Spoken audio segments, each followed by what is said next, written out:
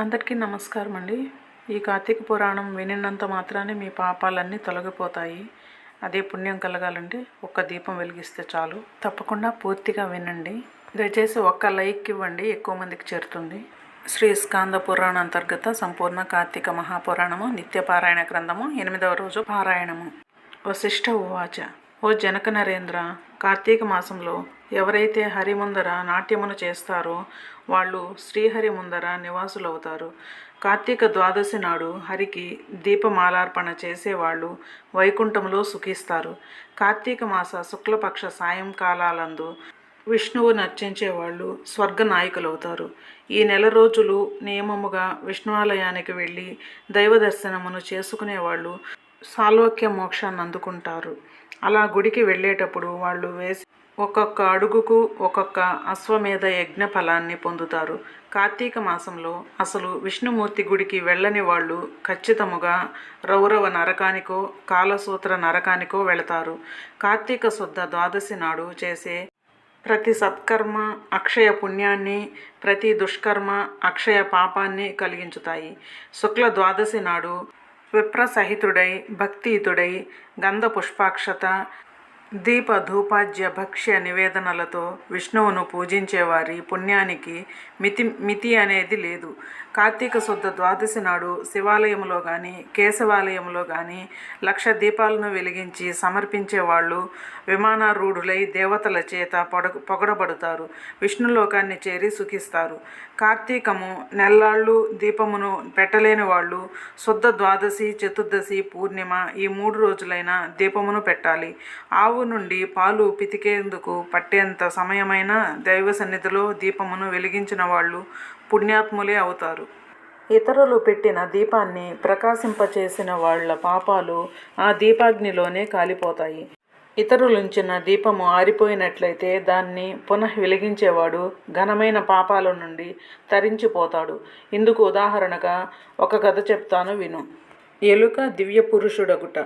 సరస్వతీ నదీ తీరంలో అనాది కాలముగా పూజా పునస్కారాలు లేక శిథిలమైపోయిన విష్ణువాలయము ఒకటుండేది. కార్తీక స్నానార్థమై సరస్వతీ నదికి వచ్చిన ఒక యతి ఆ గుడిని చూసి తన తపోధ్యానాలకు గాను ఆ ఏకాంత ప్రదేశము అనువుగా ఉంటుందని భావించి ఆ గుడిని తుడిచాడు, నీళ్లు చల్లాడు. చేరువ గ్రామానికి వెళ్ళి ప్రతి నూనె 12 ప్రమిదలు తెచ్చి దీపాలను వెలిగించి నారాయణ అర్పణమస్తు అనుకుని తనలో తాను ధ్యానమును చేసుకోసాగాడు.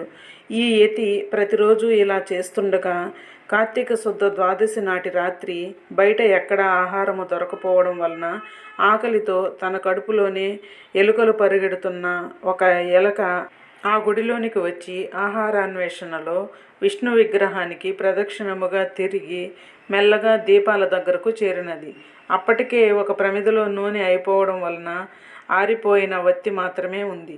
తడిగా ఉన్న ఆ వత్తి నుండి వచ్చే నూనె వాసనకు భ్రమసిన ఎలుక అదేదో ఆహారముగా భావించి ఆ వత్తిని నోట కరుచుకుని పక్కనే వెలుగుతున్న మరో దీపం వద్దకు వెళ్ళి పరిశీలించబోయి ఆ పరిశీలనలో అప్పటికే నూనెతో బాగా తడిసి ఉన్న ఆ ఆరిపోయిన వత్తి కొన వెలుగుతూ ఉన్న వత్తి అగ్ని సంపర్కమై ఉండడంలో ఎలుక దానిని వదిలివేసినది. అది ప్రమిదలో పడి 2 వత్తులు చక్కగా వెలగసాగాయి. రాజా, కార్తీక శుద్ధ ద్వాదశి నాడు విష్ణు సన్నిధిలో ఒక యతీంద్రుడు పెట్టిన దీపము ఆరిపోగా అదే విధముగా ఎలుక వలన పునః ప్రజ్వలితమై తన పూర్వ పుణ్యవశాన ఆ మూషికము ఆ రాత్రి ఆ గుడిలోనే విగత దేహి అయి దివ్యమైన పురుష శరీరాన్ని పొందడం జరిగింది. అప్పుడే ధ్యానంలో నుండి లేచిన యతి ఆ పూర్వ పురుషుణ్ణి చూసి, ఎవరు నువ్వు, ఇక్కడికి ఎందుకు వచ్చావు అని అడగడంతో ఆ అద్భుత పురుషుడు, ఓ యతీంద్ర, నేనొక ఎలుకను, కేవలం గడ్డి పరకల వంటి ఆహారంతో జీవించేవాడిని. అటువంటి నాకిప్పుడు ఈ దుర్లభమైన మోక్షము ఏ పుణ్యము వలన వచ్చినదో తెలియడం లేదు. పూర్వజన్మలో నేనెవరిని, ఏ పాపం వలన అలా ఎలుకనయ్యాను, ఏ పుణ్యము వలన దివ్య దేహమును పొందాను. తపస్సంపన్నుడివైన నువ్వే నన్ను సమాధానపరచగలవాడివి. నా యందు దయగలవాడివై వివరించు, నేను నీ శిష్యుడిని అని అంజలి ఘటించి ప్రార్థించాడు. తక్షణమే ఆ యతి తన జ్ఞాననేత్రముతో సర్వాన్ని దర్శించి ఇలా చెప్పసాగాడు. బాహ్లికోపాఖ్యానము. నాయన, పూర్వము నువ్వు జైమిని గోత్ర సంజాతుడవైన బాహ్లికుడనే బ్రాహ్మణుడవు. బాహ్లిక దేశ వాస్తవ్యుడవైన నువ్వు నిరంతరం సంసార పోషణ పరాయణుడివై స్నాన సంధ్యాదుల్ని విసర్జించి వ్యవసాయమును చేపట్టి వైదిక కర్మానుష్ఠానులైన విప్రులని నిందిస్తూ ఉండేవాడివి.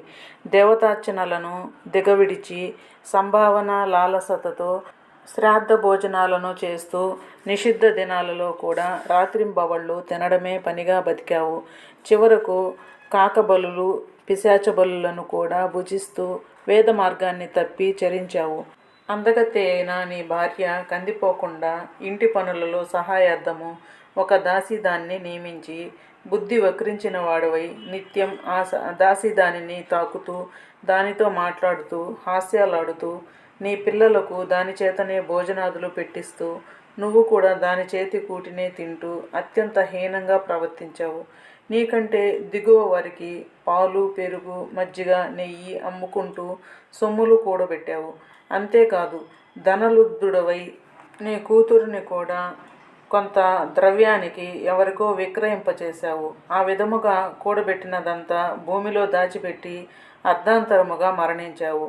ఆయా పాపాల కారణంగా నరకాన్ని అనుభవించి పునః ఎలుకవై పుట్టి ఈ జీర్ణ దేవాలయంలో ఉంటూ బాటసార్లు దైవపరంగా సమర్పించిన దేవద్రవ్యాన్ని అపహరిస్తూ బ్రతికావు. ఈరోజు మహాపుణ్యవంతమైన కార్తీక శుద్ధ ద్వాదశి కావడం వలన ఇది విష్ణు సన్నిధానమైన కారణంగాను నీ ఎలుక రూపము పోయి ఈ నరరూపము సిద్ధించినది.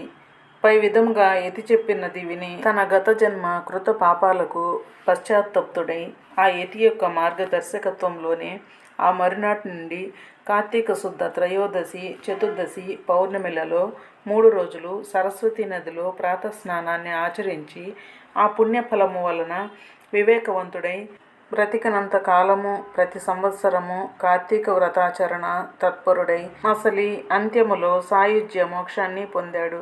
కాబట్టి కార్తీక శుద్ధ ద్వాదశి నాడు భగవత్పరాయణుడై స్నాన దాన పూజ దీపమాలార్పణాధికములను ఆచరించేవాడు శ్రీ మహావిష్ణువుకు అత్యంత ప్రీతిపాత్రుడు పాప విముక్తుడునై సాయుజ్య పదాన్ని పొందుతాడని విశ్వసించు. 15వ అధ్యాయం సమాప్తం. షోడశాధ్యాయము. జనక మహారాజా దామోదరునకు అత్యంత ప్రీతికరమైన ఈ కార్తీకము నెల రోజులు నియమముగా తాంబూల దానమును చేసేవాళ్ళు మరుజన్మలో భూపతులుగా జన్మిస్తారు.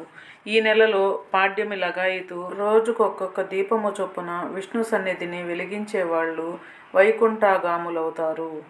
సంతాన వాంఛితుడు కార్తీక పౌర్ణమి నాడు వాంఛా సంకల్పపూర్వకంగా సూర్యుని ఉద్దేశించి స్నానాదులను చేయడం వలన సంతానవంతులవుతారు. విష్ణు సన్నిధిని కొబ్బరికాయను దక్షిణ తాంబూలాలతో సహా దానమిచ్చిన వాళ్ళకి వ్యాధులు రావు, దుర్మరణాలు కానీ సంతాన విచ్ఛేదాలు కానీ జరగవు. స్తంభ రూపము. పూర్ణిమ నాడు విష్ణు సన్నిధిని స్తంభదీప ప్రజ్వలనం వలన వైకుంఠ పతిత్వం సిద్ధిస్తుంది. రాతితో గాని కొయ్యతో గాని స్తంభం చేయించి దానిని విష్ణువాలయమునకు ముందు పాతి ఆ మీదట శాలి ధాన్యమును వ్రీహి ధాన్యమును నువ్వులను పోసి దానిపై నేతితో దీపము పెట్టిన వాళ్ళు హరిప్రియులవుతారు.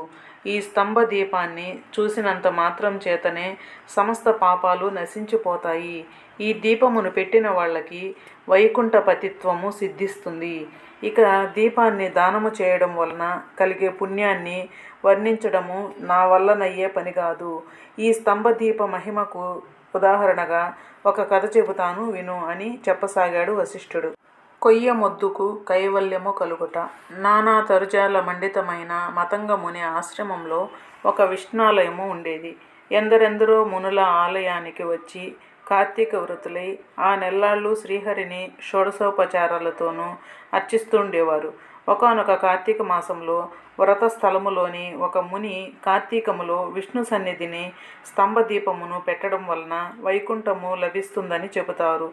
ఈరోజు కార్తీక పూర్ణిమ గనుక మనము కూడా విష్ణువాలయ ప్రాంగణములో స్తంభదీపాన్ని వెలిగిద్దాము అని సూచించాడు. అందుకు సమ్మతించిన ఋషులందరూ ఆ గుడి ఎదుటనే కొమ్మలు కణుపులు లేని స్తూపాకారపు చెట్టునొకదాన్ని చూసి దాన్నే స్తంభముగా నియంత్రించి శాలివ్రీహి తిలసమేతముగా దానిపై నేతితో దీపాన్ని వెలిగించి విష్ణుర్పణము చేసి పునః గుడిలోకి వెళ్ళి పురాణ కాలక్షేపము చేయసాగారు. అంతలోనే వారికి చటచటారావాలు వినడంతో వెనుదిరిగి దీపస్తంభం వైపు చూశారు. వాళ్ళలా చూస్తుండగానే ఆ స్తంభము ఫటఫటారావాలతో నిలువున పగిలి నేలను పడిపోయింది. అందులో నుంచి ఒక పురుషాకారుడు వెలువడటంతో విస్మయచకితులైన ఆ ఋషులు, ఎవరు నువ్వు? ఇలా స్థాణువుగా ఎందుకు పడి ఉన్నావు? నీ కథ ఏమిటో చెప్పు అని అడిగారు. అందుకు ఆ పురుషుడు ఇలా చెప్పసాగాడు. ఓ ముని దేవరుణ్యులారా, నేను గతములో ఒక బ్రాహ్మణుడను అయినా వేదశాస్త్ర పఠనమును గాని హరికథా శ్రవణమును గాని క్షేత్రయాత్రాటనాలను గాని చేసి ఎరుగను. అపరిమిత ఐశ్వర్యము వలన బ్రాహ్మణ ధర్మాన్ని వదిలి రాజునై పరిపాలన చేస్తూ దుష్టబుద్ధితో ప్రవర్తించేవాడిని. వేద పండితులు, ఆచారవంతులు, పుణ్యాత్ములు, ఉత్తములు అయిన బ్రాహ్మణులను నీచాసనాలపై కూర్చోనియోగించి నేను ఉన్నతాసనముపై కూర్చునేవాడిని. ఎవరికి దాన ధర్మాలు చేసేవాడినే కాదు. తప్పనిసరైనప్పుడు మాత్రం ఇంతిస్తాను అంతిస్తాను అని వాగ్దానం చేసేవాడినే తప్ప ద్రవ్యాన్ని మాత్రము ఇచ్చేవాడిని కాను. దేవబ్రాహ్మణ ద్రవ్యాలను స్వంతానికై ఖర్చు చేసుకునేవాడిని. తత్ఫలముగా దేహాంతాన నరకగతుడనై అనంతరము 52,000 మార్లు కుక్కగాను, 10,000 సార్లు కాకిగాను, మరో 10,000 పర్యాయాలు తొండగాను, ఇంకో 10,000 సార్లు విష్ఠాసినైన పురుగుగాను, 1,000,000 జన్మలు చెట్టుగాను, గత 1,000,000 జన్మలుగా ఇలా మొద్దు వలెను పరిణమించి కాలమును గడుపుతున్నాను. ఇంతటి పాపినైన నాకు ఇప్పుడెందుకు విమోచనము కలిగిందో, ఈ విశేష పురుషాకృతి ఎలా వచ్చినదో సర్వజ్ఞులైన మీరే చెప్పాలి. ఆ ఉద్భూత పురుషుని వచనాలను విన్న ఋషులు తమలో మాటగా ఇలా అన్నారు. ఈ కార్తీక వ్రతఫలము యథార్థమైనది సుమా. ఇది ప్రత్యక్ష మోక్షదాయకము. మన కళ్ళ ముందరే ఈ కొయ్యకు ముక్తి కలిగినది కదా. అందున కార్తీక పూర్ణిమ నాడు దీపస్తంభమును పెట్టడం సర్వత్రా శుభప్రదము. మనచే పెట్టబడిన దీపము వలన ఈ మొద్దు ముక్తిని పొందినది. మొద్దైనా మ్రాకైనా సరే కార్తీకంలో దైవ సన్నిధిని దీపాన్ని వహించడం వలన దామోదరుని దయవల్ల మోక్షమును పొందడం తథ్యము. ఇలా చెప్పుకుంటున్న వారి మాటలను విన్న ఉద్భూత పురుషుడు, అయ్యలారా, దేహి ఎవరు, జీవి ఎవరు? జీవుడు దేనిచేత ముక్తుడు, దేనిచేత బద్ధుడు అవుతున్నాడో, దేనిచేత దేహులకి ఇంద్రియాలు కలుగుతున్నాయో వివరింపుడు అని ప్రార్థించడంతో ఆ తాపసులలో ఉన్న అంగీరసుడనే ముని అతనికి జ్ఞానబోధ చేయసాగాడు. 15-16 అధ్యాయములు సమాప్తము. 8వ రోజు పారాయణము సమాప్తము. ఈ కార్తీక మాసం చివరి వరకు నేను ఇలానే ప్రతిరోజు వినిపిస్తూ ఉంటాను. తప్పకుండా వినండి. ధన్యోస్మి. లైక్ చేయండి.